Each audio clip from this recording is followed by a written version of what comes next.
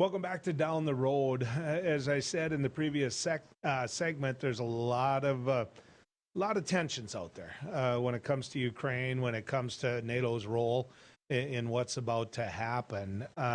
We're going to be joined now by Dr. Thomas Ambrosio, a professor at NDSU. Dr. Thomas, good to have you coming down the road with us. Glad to be here. It always seems to happen when something's bad is going on in the world. Never anything good. Yeah, well, think about how boring it would be. Hey, Doc, how's it going? Well, everything's great. Peaches cream, I get all That's of right. that. All right, I am not doing this to pick on you. I swear. Oh no, I mean, my team wasn't even in the playoffs, but you're a Buffalo Bills fan. Get what was sadly. a great football game, a game that will be remembered forever. What the heck happened yesterday? Uh, Bad special teams call on this, not doing a squib kick and playing prevent defense in that last 13 seconds. But maybe just Mahomes is inevitable. The most overused term in football is prevent defense prevents you from winning. I get it. Yeah. I understand it. But if we know it, then why don't coaches know it? I mean, there was something there to sit there and leave his key receiver wide open. I mean, wouldn't you double him? I mean, what the heck? This wasn't exactly the hardest one to figure out. No. But if I didn't have a stake in it, it would have been one of the greatest football games of all time. So. All right, one more question, Yep. and Yeah. I promise I'll let you get back to your morning, and we'll talk about business. So morning can be a hard thing. As a Vikings fan, I know all about that. But the NFL rule for overtime stinks. I've been saying for years, as a former Division I college football official, the NCAA has it right. You line these people up on the 25th, they get two chances for a first down. They're already in field goal range. The second team, the one that wins the toss usually gets a chance to touch the ball. I mean, Buffalo not getting a chance to even touch the ball in overtime. That was, well, I'm on TV, so I'm not going to cuss. Right. That was a bunch of BS. And the Chiefs had that same problem against New England couple years ago. So, he shouldn't even get to that point, but yeah. Oh, well. Okay. There's always next year. I promise. Plus, you have one of the up and coming best quarterbacks in the NFL, so you don't have too much to whine about. That's true. We would love to have him wearing purple and gold. If you want to make a trade, I want to talk to you a little bit about Russia and Ukraine. Want to get a chance to give your take on what in the heck is going on. So let's begin with this. Why is Russia on the border looking like they want to go in? And in fact, you could make an argument that they already have gone in. But why? What's going on here? At its core, Russia is afraid. They see this military alliance moving closer and closer to their border, which I have been doing since 1997. And then in 2008, we talked about Ukraine and Georgia are on the track to joining NATO. That set off alarm bells in Moscow because that's simply unacceptable for them, geographically, geopolitically, and strategically. And in 2008, 2008, you had the Georgia-Russia war, which they provoked, or was provoked upon them, depending on who you ask. And then when the government in Ukraine in 2014 was overthrown, and this was a government that was kind of balancing between East and West, when it was overthrown and decidedly shifted towards the West, then Russia annexed Crimea and helped to separate the eastern part, the southeastern part of Ukraine from Ukrainian control.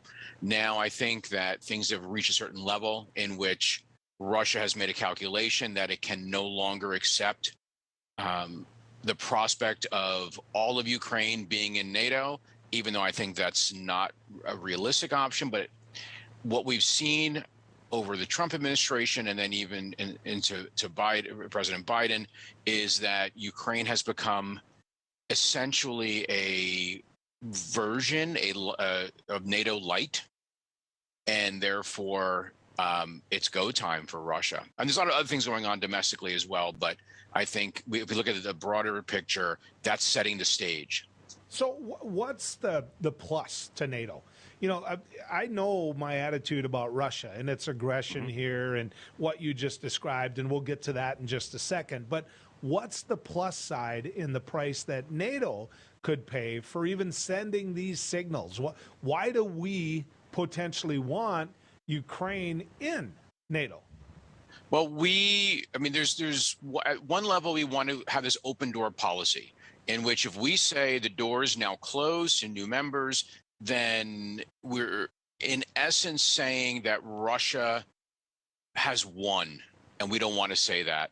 Also, I really think there's something about just filling in parts of the map and saying this is now NATO territory. And I think there's an element of that. And then also there is a belief that, and it's true, that NATO has promoted security for these countries, which allowed them to focus on their domestic development. But Ukraine and Georgia, that is very provocative. And we can do it if we want, but we have to expect a response. And I think in the coming weeks, we're going to get that response. So let's go back to, you know, the history of NATO, if we can, for just a second. You know, everybody thinks it's all kumbaya in NATO. You know, recently under the Biden administration, you saw France and the Biden administration not exactly hugging. You know, they Right. weren't getting along very well, and messages were being sent. And so when you look at, you know, the Ukraine, when you see it, do you see a country that is governed in a way that would be a good member of NATO, one that is stable enough that we would want to be in a position where we are in a joint alliance and we would protect? Not at the no. I would argue no. Ukraine's democratic credentials are shaky, but then again, so is Turkey's, and they're still a member of NATO.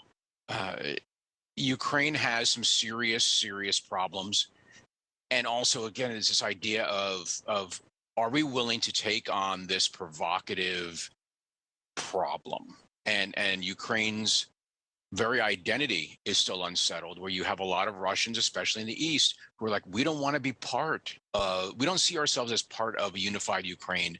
We see ourselves as part of Russia.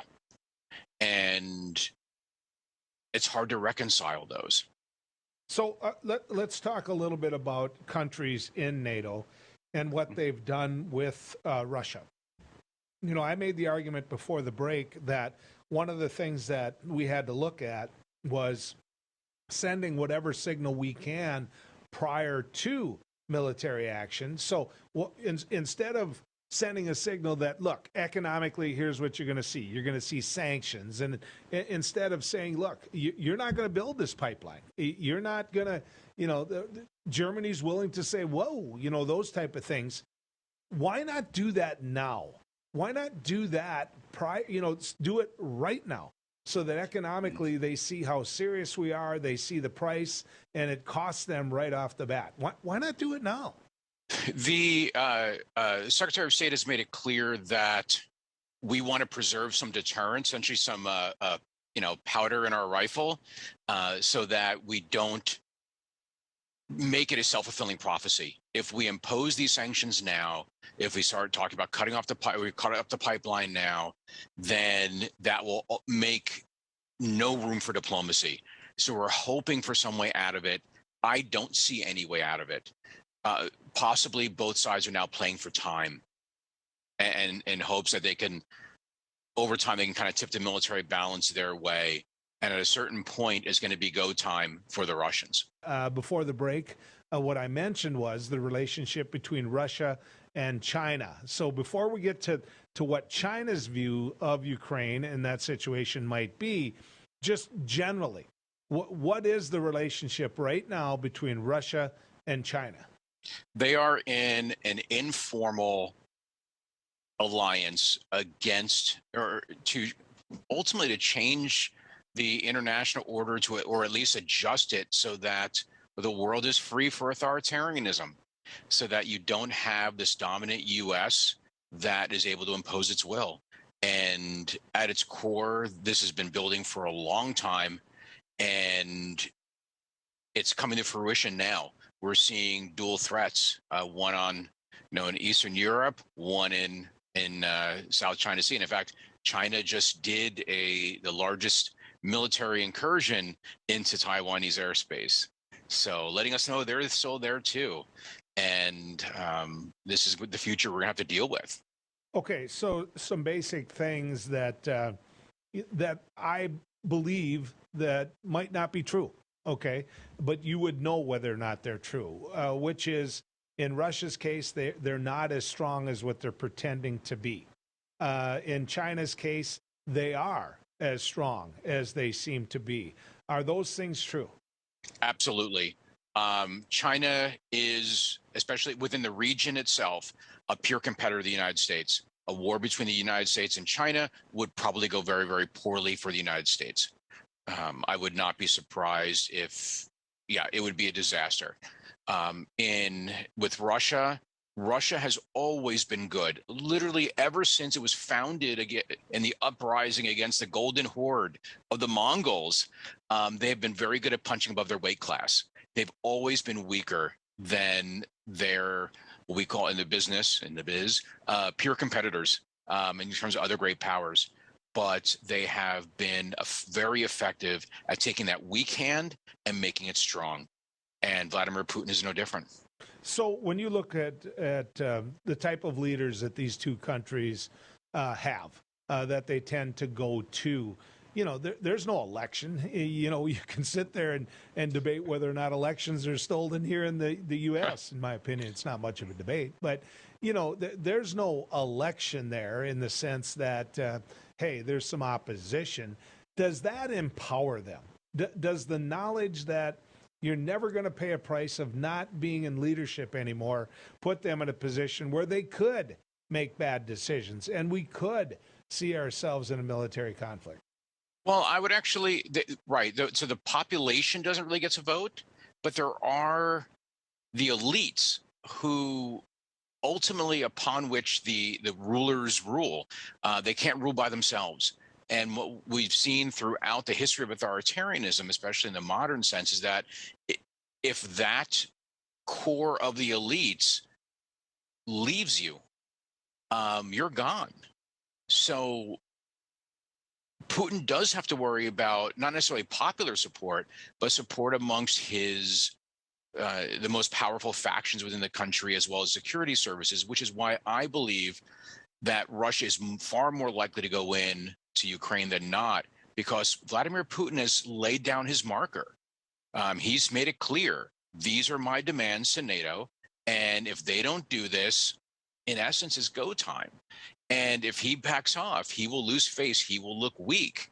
And if we think back to other leaders who have looked weak, they tend not to last in power very long. And the same thing goes with Xi in China. At a certain point, they may have to make a decision, especially if there's domestic unrest because of economics or some other reason, that Taiwan unifying the country is more important than the cost is going to be economically to my country. So if in fact they go in, if in fact Russia invades or goes deeper into Ukraine, what happens? What does NATO do? And second part of that question, Dr. Ambrosio, which is this: is this all on the U.S.? You mentioned a war wouldn't go very well between the U.S. and China. Okay, when I think of the U.S., I thought of the most dominant military power out there on the face of the earth. But if in fact that's not true anymore, how many people have our back? How many people actually have investment in their military to the point where we're not fighting this all on our own? In East Asia, you're starting to see more coordination between the U.S., Taiwan, South Korea, and Japan. So that might be a little bit, that might tilt things the other way. In terms of what the U.S. would do or NATO would do if Russia does go into Ukraine, we're going to impose sanctions. We're going to arm the Ukrainians to the teeth, but we're not going to intervene militarily. And it's unclear at this point what Russia's plans are if they do go in. Of course, President Biden had his gaffe last week where he said if there's a minor incursion, maybe a different situation, then they very quickly backtracked that and strongly backtracked. But there are, I was explaining to my friends this weekend, kind of small, medium, large, extra large, and jumbo sized options for Vladimir Putin.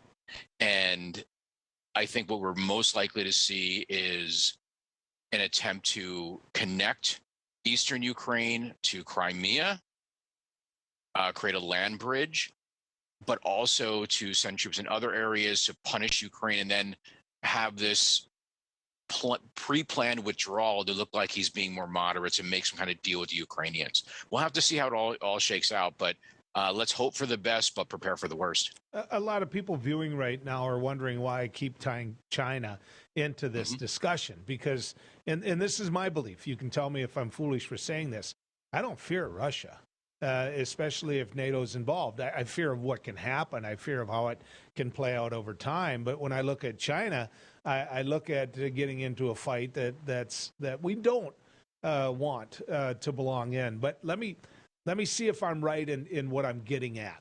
Russia invades Ukraine. We allow that to go forth. We allow that to happen. We put economic sanctions on. But what signal does that send to China about Taiwan? What signal does that send to the world in relation to, hey, you better not do that? And so China looks at it and says, hey, they were too afraid to take on the Russians there. We've never believed that Taiwan was a separate country. You see where I'm going this. Oh, absolutely. And credibility is important. And you're going to hear a lot of that. Again, if Russia does go in, that we need to be stronger in terms of confronting Russia because it sends signals to China. Countries do look at what, the reaction from others. But I would hope that President Xi is smart enough to realize there's a difference between Ukraine and Taiwan for the United States. For the United States, this is central. Taiwan is absolutely central to our position in East Asia, whereas ultimately Ukraine is not essential to our position in Europe. And if the Russians did manage to go in, it'll actually hurt them probably. Yeah. It probably be largely counterproductive. But we can easily live with that in the United States. But Russia going into Taiwan, or I'm sorry, China going into Taiwan, that'd be different. And one would hope that we're sending enough signals to China that what happens in one place doesn't mean something here. What happened in Afghanistan is not a signal for Taiwan. We abandoned Afghanistan for good reasons, but Taiwan's going to be in a different category for the United States. What's the relationship between North Korea and China? North Korea is a complete dependent upon China, but a problematic dependent. North Korea is a basket case, but a basket case that is useful for China as a distraction, but also one that they themselves can't crack. So, yeah, North Korea is a problem in general too. That's another whole segment that we also have very little influence over in terms of outcomes there. And the reason I ask this is because we're talking about Taiwan, we're talking about perception, and you mentioned earlier South Korea, Japan being major players in helping the U.S. and having to deal potentially with something like this, which leads to this, North Korea, South Korea. Now you got South Korea busy. You've got everything that goes with it. Of course, you've got the testing that North Korea has done, whether or not it can even reach our shores. But I don't ever believe, in terms of the fighting goes, that was kind of the point. One other point, your question, which is this. If you have a strong military when it comes to Japan, is that long-term good for the U.S.? Yes. Japan being an independent actor and not being purely dependent on the United States and being able to support us more is good for the United States. We can share burdens. I like to think of all this situation as an onion. You have the core, like Ukraine we're talking about, but as we get further and further out, you just see more and more layers. Okay. Doctor, I could do this all day. Thanks, man. Oh, absolutely. Appreciate you coming on.